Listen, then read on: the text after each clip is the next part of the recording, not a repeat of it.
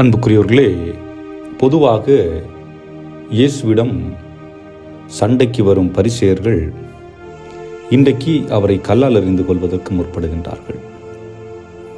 ஏன் இத்தகைய நிலை? காரணம், அவர்களுடைய அடையாளம் மறுக்கப்பட்டு விடுமோ என்ற ஒரு பயம் அவர்களுக்குள் தொற்றிக் கொள்ளுகின்றது. இதுவரை இயேசு செய்த புதுமைகளை பார்த்தார்கள், இயேசுடைய செயல்களை எல்லாம் பார்த்தார்கள். அவரை மாட்டிவிட வேண்டும், சிக்க வைக்க வேண்டும் என்பதற்காக பல கேள்விகளை தொடுத்தார்கள். ஒவ்வொன்றிற்கும் இயேசு சரியான பதிலை கொடுத்தார்.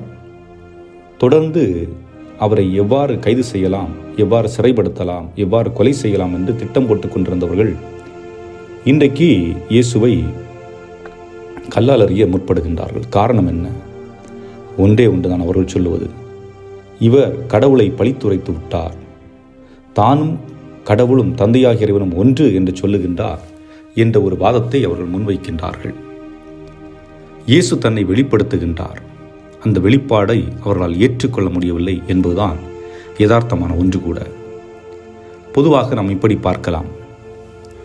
நம் வீட்டு அருகிலே ஒரு விளையாட்டு அரங்கம் இருக்கும் என்று நினைத்துக் கொள்வோம். அந்த விளையாட்டு அரங்கை ஒருவர் சுத்தம் செய்து செல்லுகின்றார்.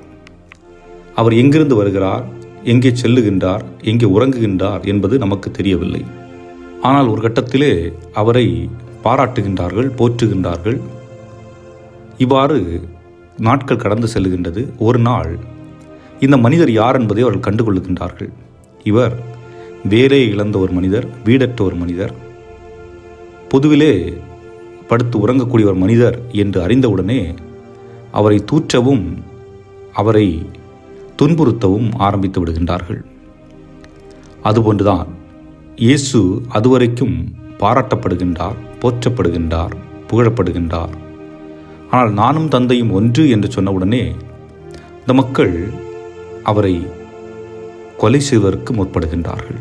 காரணம், இந்நாள் வரை நாங்கள் கடவுள் என்பவர் யாவை இறைவன் மட்டும்தான் என்று எண்ணிக்கொண்டிருக்கின்ற பொழுது இவர் அன்னை மரியாளுடைய வயிற்றில் பிறந்தவராயிற்று, மனித உருவில் இருக்கின்ற இவர் எப்படி கடவுளாக முடியும் என்று அவர்கள் எண்ணுகின்றார்கள். ஆனால் இதே மனிதர்கள்தான் மெஸ்ஸியா வருவார், நம்மை மீட்பார் என்று எண்ணிக்கொண்டிருந்தவர்கள். ஆக மெஸ்ஸியா என்பவர் கடவுளுடைய மகன் என்பது அவர்களுக்கு அறிந்திருந்தும் இயேசுவை மெஸ்ஸியாவாக அவர்கள் ஏற்றுக்கொள்ளவில்லை என்பதுதான் யதார்த்த உண்மையுமாக இருக்கின்றது.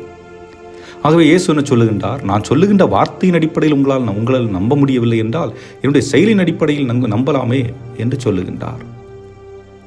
பல நேரங்களிலே நம்முடைய வார்த்தைகள் பேசுவதில்லை, செயல்கள் தான் பேசும். எடுத்துக்காட்டிற்கு கல்கட்டா அன்னை தெரேசா அவர்கள் இறையியலின் அடிப்படையில் மக்கள் மத்தியில் பேசப்பட்டவர்கள் அல்ல, மாறாக அவருடைய வாழ்க்கையின் வாயிலாக பேசப்பட்டவர்கள். அவர் ஏழைகளிடத்திலே காட்டிய அன்பு, சாக கிடக்கின்ற மனிதர்களிடம் காட்டுகின்ற பரிவு, அவர்கள் கடவுளோடு இணைந்திருக்கின்றார்கள் என்று பேசியது. ஏன் கடவுளை நம்பாதவர்கள் கூட இவர்களை ஏற்றுக்கொண்டார்கள். காரணம், இவருடைய வார்த்தையும் வாழ்க்கையும் ஒன்றிணைந்து சென்றது. அந்த அடிப்படையில் தான் இயேசு என்ன சொல்லுகின்றார்? என்னுடைய வார்த்தை நிமித்தம் நீங்கள் என்னை ஏற்றுக்கொள்ளாவிட்டாலும் என்னுடைய செயலின் அடிப்படையில் ஏற்றுக்கொள்ளுங்கள் என்று சொல்லுகின்றார். ஆனால் அதே நேரத்திலே அங்கு வந்திருந்த அந்த மனிதர்களை அவர் கட்டாயப்படுத்தினாரா என்றால் இல்லை. அங்கிருந்து அவர் கடந்து செல்லுகின்றார். சென்ற பிறகும் அந்த மக்கள் பலர் அவரை தேடி வருகின்றார்கள் என்பதுதான். ஆனால் இங்கே இறுதியாக நற்செய்தியை பார்க்கின்ற பொழுது ஒரு வார்த்தை கொடுக்கப்படுகின்றது. யோவான் இயேசுவை பற்றி சொன்ன அனைத்தும் நிகழ்ந்ததென்று குறிப்பிடுகின்றார்.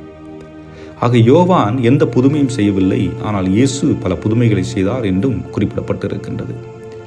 ஆகவே அன்புக்குரியவர்களே, நாம் இந்த மனிதர்கள் இயேசுவை தீர்ப்பிட்டார்கள்.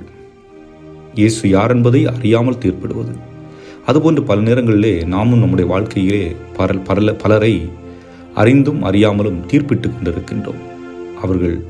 அவருடைய வாழ்க்கை என்ன, அவருடைய வாழ்க்கை என்ன சென்று கொண்டிருக்கிறது, அவர்கள் எப்படி இருக்கின்றார்கள் என்பது போன்ற எந்த புரிதலும் இல்லாமல் தீர்ப்பிடுகின்றோம். ஏன் கணவன் மனைவியிடையே கூட தீர்ப்பிடுதல் நடக்கும். தொழிலில் பிரச்சனைகள் இருக்கலாம், அல்லது வெவ்வேறு பிரச்சனைகளை சந்தித்துக் கொண்டிருக்கலாம். ஆனால் எதையும் அதற்குள் செல்லாமல், அதை புரிந்து கொள்ளாமல் சண்டையிடுகின்ற எத்தனையோ கணவன் மனைவியர் இருக்கின்றார்கள். தீர்ப்பிடுவது தண்டனைக்கு சமமானது.